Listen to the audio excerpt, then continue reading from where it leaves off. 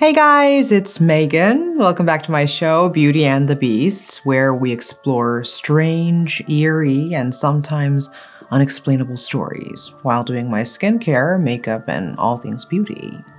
Tonight's story comes from a Korean online forum, the kind of place people go when they have experienced something they can't quite explain. The writer used the name Kim Juno, but he made it clear that this is not his real name. He also didn't say exactly where this happened. The creepy underground passageway he mentioned in his story, just that it was in a small countryside village somewhere in Aomori, Japan. So if you're curious, I guess it's up to you to figure out where this underground tunnel really is. So what he shared wasn't just some flashy ghost story. It started with a simple night walk, a quiet town, a strange tunnel. And then things got weird. According to him, this is one of those things that still gives him chills. So grab a blanket, maybe turn on a light or two, and let's get into the story.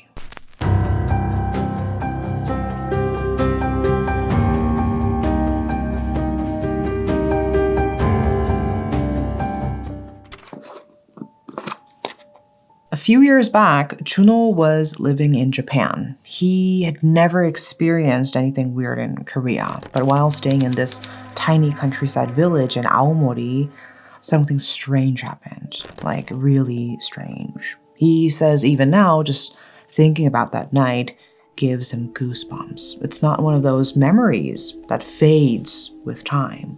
He remembers everything clearly. In fact, sometimes when he's lying in bed late at night, the whole thing plays in his head like a movie. He said it's actually kind of disturbing how real it still feels. So, hoping it would help him move on, he wrote it all down. Back then, Juno used to take night walks every weekend. He said he found it peaceful. And honestly, Japan's countryside is super quiet and safe. No sketchy people around, no noise, just calm streets. It was perfect for clearing your head. During the week, he was working full-time at a company nearby and pulling a lot of overtime, so weekends were the only time he really had for himself. Walking at night became his little routine, a way to relax and get some fresh air. And the neighborhood was really quiet too, mostly residential, just houses and narrow roads. At night, there were barely any cars. And you know that cozy old Japan vibe, right? He loved that. He had also gotten to know his neighbors pretty well. Even though he was a foreigner, people were friendly there. They'd smile, wave, chat a little. He felt comfortable there and safe. And plus, Juno was a big guy, like 180 centimeters tall and about 90 kilograms. So he never really felt scared walking around at night. But then, one Saturday night, something was different. He'd gone to bed early after work, but in the middle of the night, he suddenly woke up. Nothing loud, no weird noises, just this strange feeling like something was off. He's not the kind of person who randomly wakes up in the middle of the night, but that night, he just couldn't shake this weird sense that something wasn't right. And then he felt it, like someone was standing just outside his bedroom door. Not loud, not moving, just standing there. So he got up and opened the door. And of course, nothing was there, nobody. And it made sense. He lived alone and his place was locked up tight. It wasn't even the kind of setup where someone could actually sneak in. Still, this strange feeling didn't go away. So he drank some water, tried to lie back down, but his chest felt heavy, like someone was pressing down on him. His shoulders felt weirdly stiff. So he thought, all right, maybe I just need to clear my head, and decided to go out for a walk.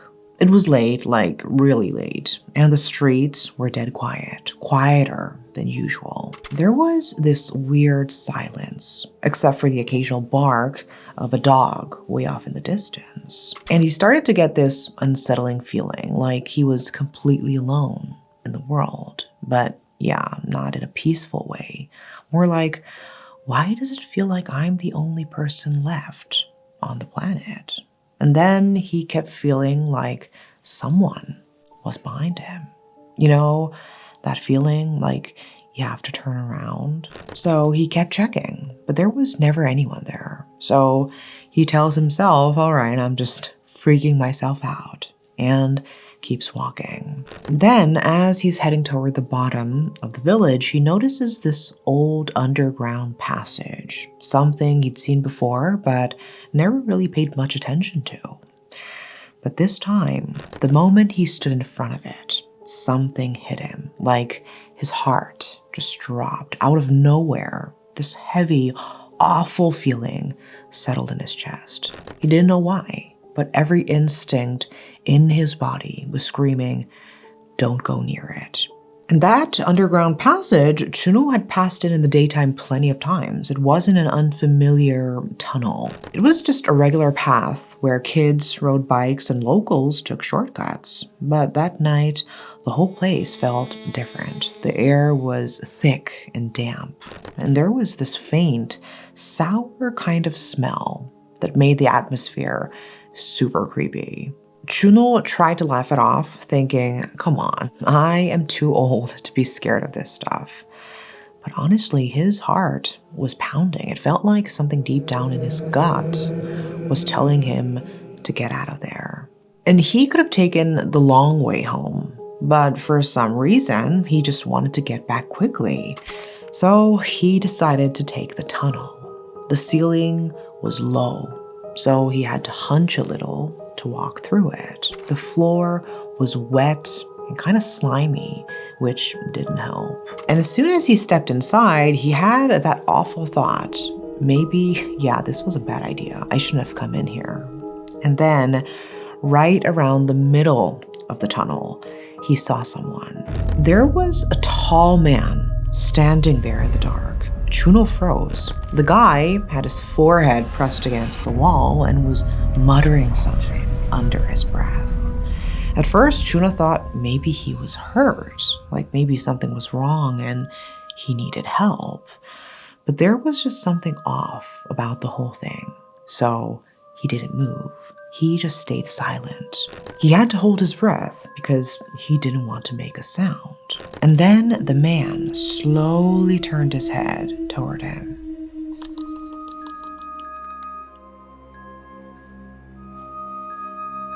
Juno couldn't see his face clearly, but he felt the guy's gaze, like it went straight through him.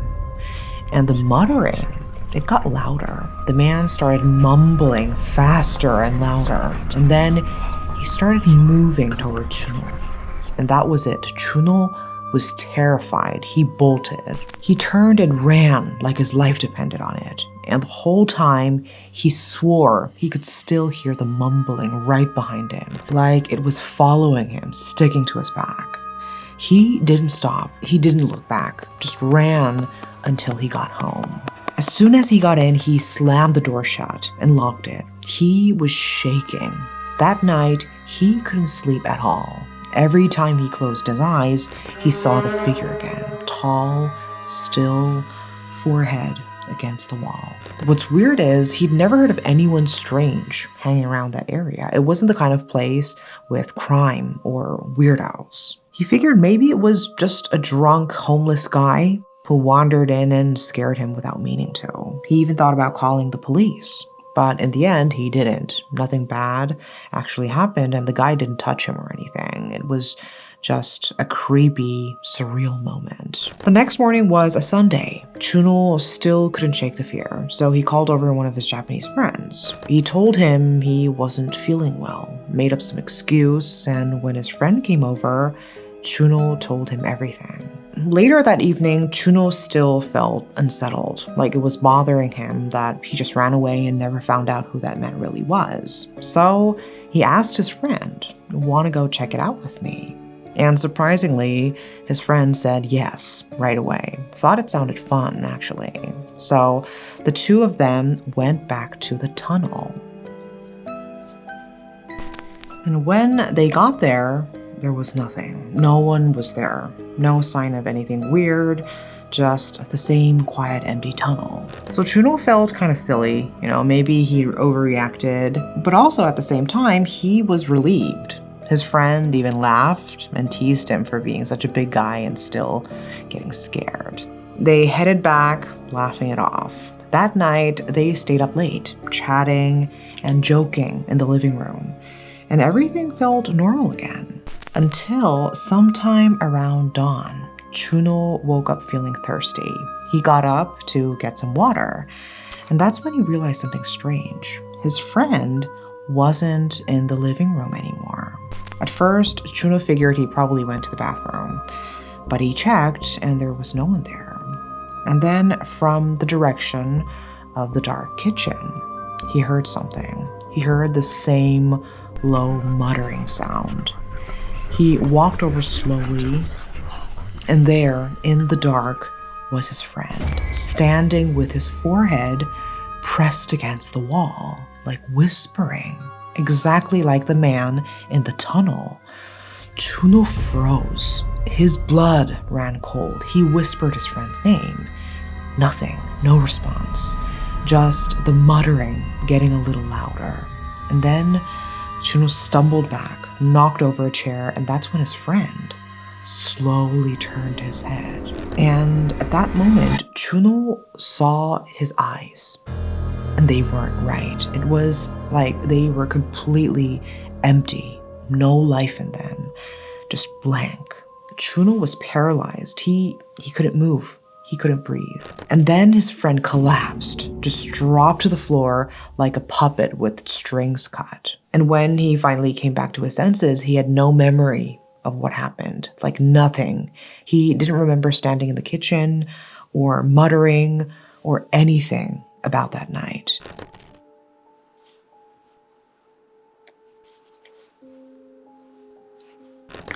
The next morning, Juno's friend looked pale and confused. He said, I had this weird dream, and there was a man standing with his head against the wall, and you were standing right behind him.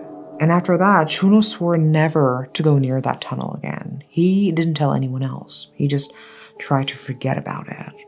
And nothing else happened after that, at least not directly. But at night, he kept hearing that same quiet muttering in his ears, even when he was home. At first, he told himself it was nothing. Maybe it was just stress, just leftover fear. But then it happened again and again. And it got to the point where it almost felt like normal.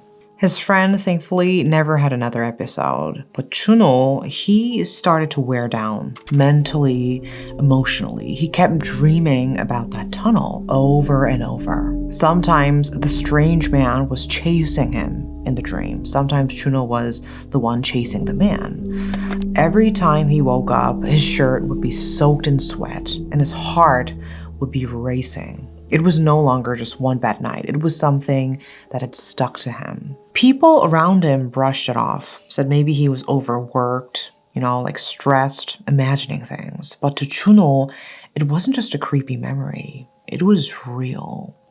And right around that time, things in the village started to shift. Weird rumors began to spread. The town had always been quiet, peaceful, but suddenly strange things were happening. The guy who ran the hardware store, he disappeared without a word. A young man who ran the local butcher shop suddenly jumped off a rooftop out of nowhere. And at first, Juno figured it was just coincidence, sad but unrelated. But the incidents kept coming more often, and the villagers started to panic.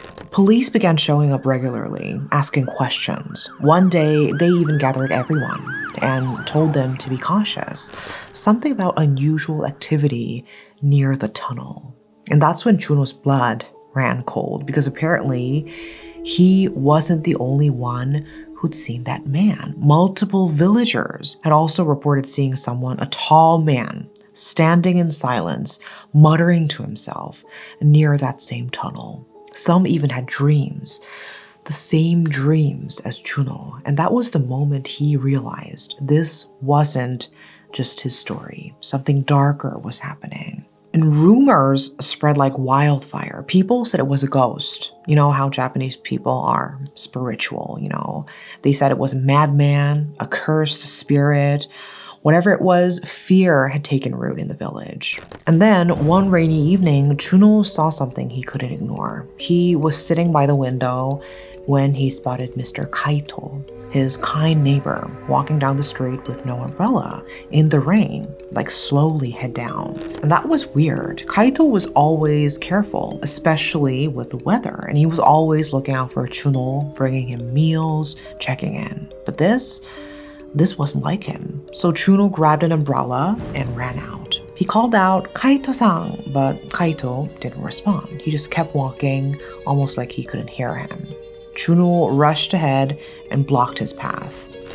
And then he saw it. Kaito's eyes were blank, empty, just like his friends that night in the kitchen. And he was muttering quietly, repeating something Juno couldn't understand. Juno felt the same cold dread from before, like all the fear he'd buried suddenly came back. He grabbed Kaito's shoulders and shook him, yelling, "Wake up, what's wrong with you?" And then Kaito let out a horrible scream, twisted his body, and right as he did, lightning split the sky above him.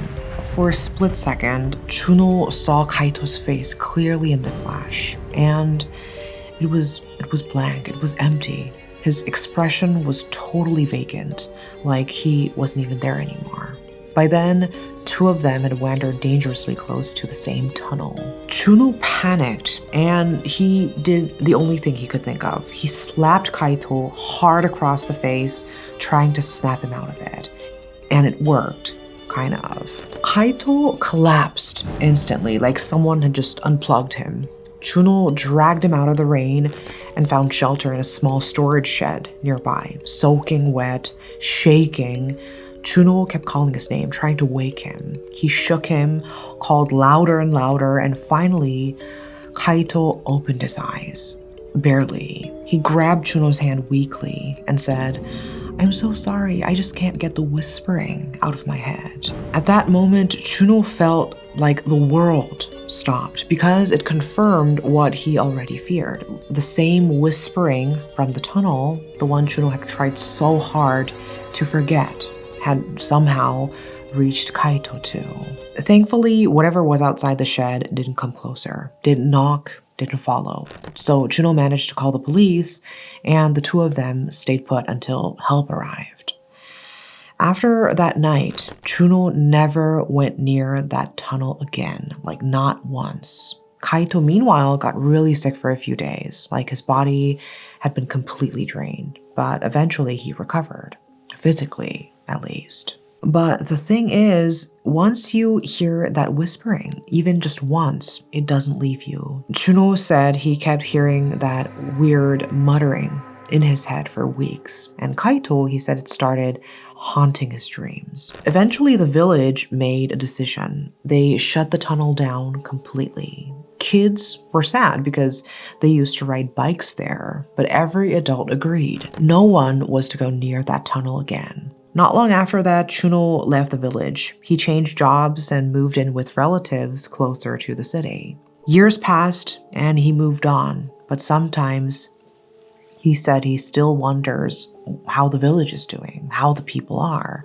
whether they ever had peace again. And he still thinks about that night. He says, if I hadn't gone after Mr. Kaito, if I hadn't stopped him, what would have happened?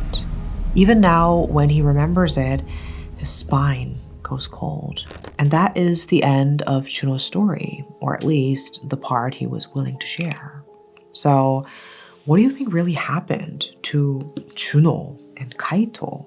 Was it just psychological, stress, or did something truly supernatural take root in that tunnel?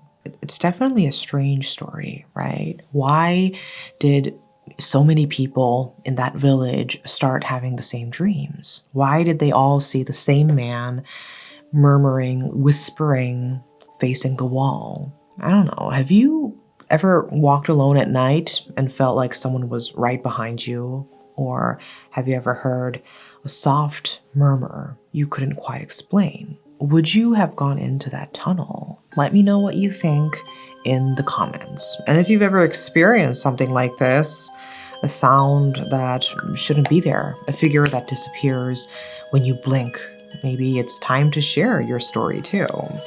Because sometimes the scariest stories are the ones that aren't just stories at all. Okay, thank you so much for watching today's video, and next time I will be back with more interesting, spooky stories. So until then, bye-bye.